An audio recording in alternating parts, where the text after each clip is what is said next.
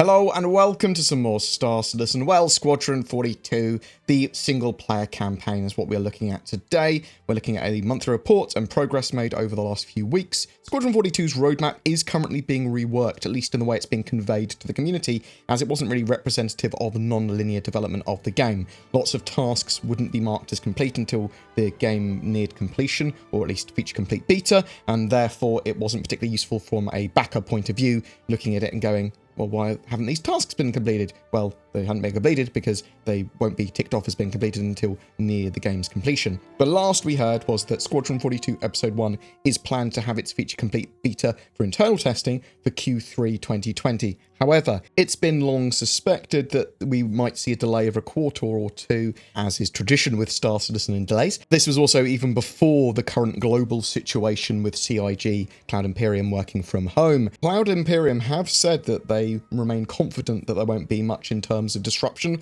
to the project, as they have the infrastructure to support working from home and remote development already in place. We're awaiting further information from Cloud Imperium currently about what's going on with Squadron 42's roadmap, and are there any sort of like estimated changes in development dates and that sort of stuff. They've been finalising parts of the Vandal though recently, including several individual characters and themes of the Okori, or Occuri maybe, O-C-C-U-R-I is how it's spelled.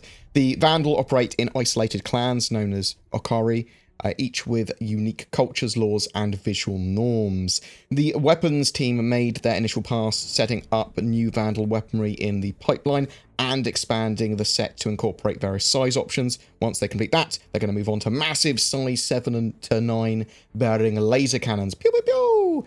Hairsaw work and CIG have said it's one of the most difficult assets to get right. They are working on some new tech and the pipeline for hair to make lots of good-looking styles for the future. They've made progress on uniforms for the bridge officers and battle dress uniforms. Once that's done, they're moving to the deck crew and engineering guys. They are currently looking closely at the setup of characters seated at the bridge on the Idris, and will work with social AI in the coming weeks to further bring them to life. Level design are still working on FPS AI to integrate prioritized behaviors and the patrolling tech updates, which will allow NPCs to engage in realistic upper body conversations as they walk, rather than lower body conversations? ? The dogfight team are currently layering in updated flight AI features, such as formation flying. The teams there sync daily and continue to polish levels with new technology as it becomes available. Designers implemented a new way to trigger story scenes and conversations, which is more flexible and significantly reduces scripting and setup work. It allows the designers to combine various parameters such as distance and time nearby if the player is in the field of view of a character.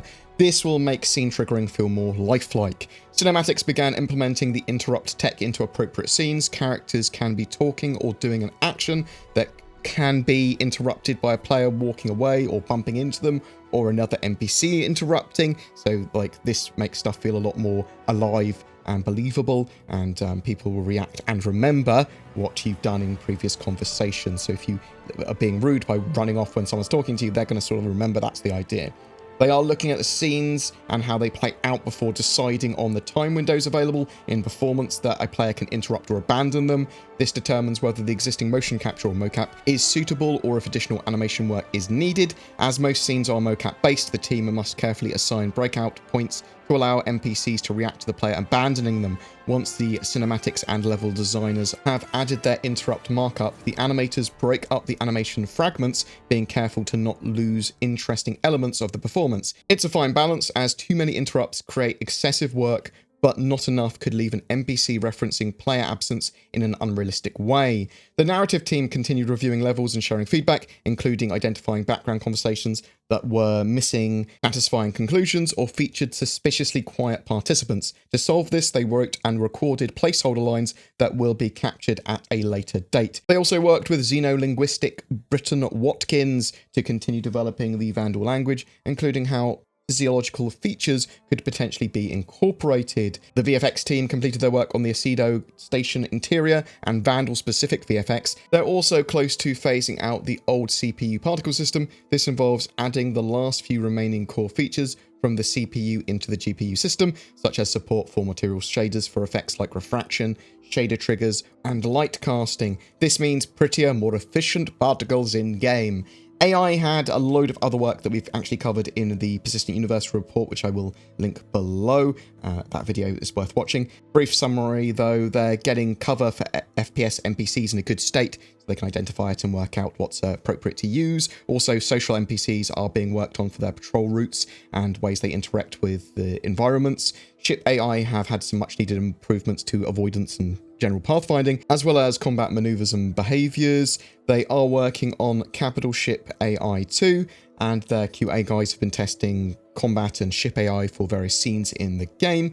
Engine-wise, again, we covered this in the Persistent Universe report, but they're sort of like continuing to progress on getting CPU cores and CPUs more scalable with Star Citizen, so it can use a lot more, and Vulkan integration continues as well for their Gen 12 renderer stuff, so that's coming in the future. They will eventually move entirely over to Vulkan, but in the short term for the engine, they're going to move over to Vulkan and DirectX before going fully over to Vulkan. And that's sort of it for a Squadron 42 update. Please consider watching my Persistent Universe update video, as it will give you a lot more information on the progress of sort of like both games, because it's relevant to both. I'm interested to know what you think in terms of an update for Squadron 42 and how that should be conveyed to backers in the future. How would you like that to be conveyed? Cloud Imperium want to avoid spoilers, so how should they go about that while keeping us informed? When do you think Squadron 42 will come out? I'm hoping we have it by Q2 2021, but that might be overly optimistic. Whatever your thoughts, I'd love to hear from you in the comments below. Giveaway for April, bam, Cutlass Black, and game package for Star Citizen. Comment on any of my videos made during the month to be in for a chance of winning that. Also, if you want to further support the channel, we've got Patreon, but also down below the video, there's a join button for YouTube, so check that out as well. That's basically Patreon for YouTube. Sort of, it's basically the same thing. If you're looking for a VPN, check out NordVPN. Bam! Links below. BoredGamer as a code. Discounts. And VPNs are cool because they make you more secure online and allow you access to stuff that you might not otherwise be able to get access to. I also shill for another useful service, Shadow, which is cloud-based gaming PCs. So you can use these on your phone or on a lesser PC or even a greater PC. But basically, you're streaming a better gaming PC environment to your current PC, and then you can play games like Star Citizen. For me, it's significantly better than Google Stadia or GeForce Now, any of those sort of products, because it gives you access to a Windows 10 environment, which is entirely customizable and moddable. You just go, bam, it's like a normal PC, so it gives you a lot more functionality. But check those out. Thanks very much for watching, guys. Love you loads. You take care. Stay indoors, stay safe, stay powerful.